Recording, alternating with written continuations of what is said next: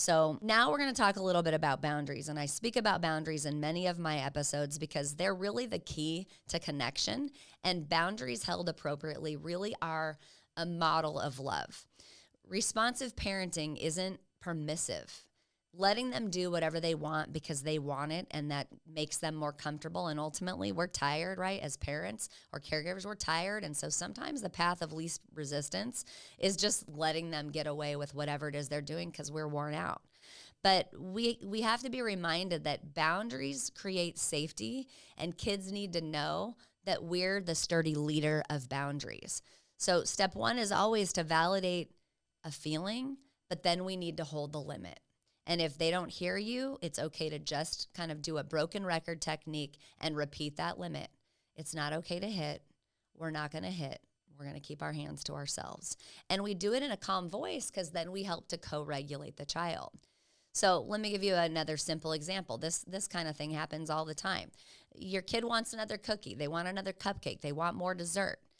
And so you're going to say, I know you want more cookies. Cookies are really yummy. I always want more dessert too, but we're all done for today.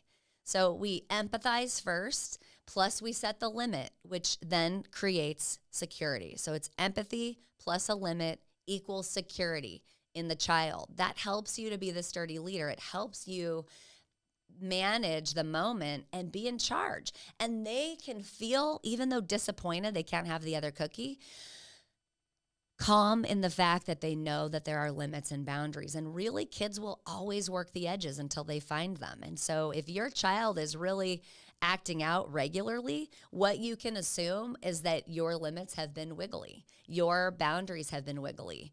You know, your bedtimes haven't been consistent. Your time to eat hasn't been consistent. The bath routine has not been consistent. And those moments of lacking in structure say to a child, my limits are wiggly and I don't know what to expect. And so then we end up having unmet needs in a child and they can't predict what's going to happen. And so they start to act out. So again, boundaries are really a way to set loving limits for our children, and they need them, they thrive with them, and it's super important for us to model that. So here's some tools as a parent or a caregiver that I can hopefully help you employ.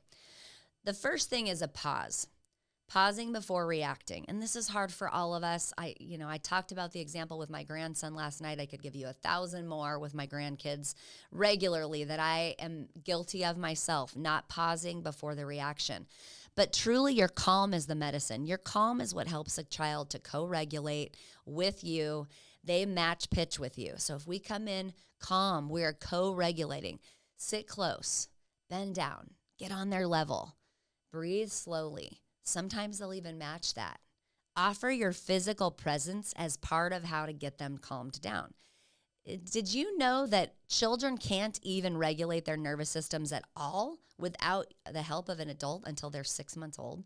Research shows that. And so we can't ask children to regulate their own nervous systems on their own. We have to co-regulate them, and we practice so that they can then learn eventually that they don't need you for co-regulation.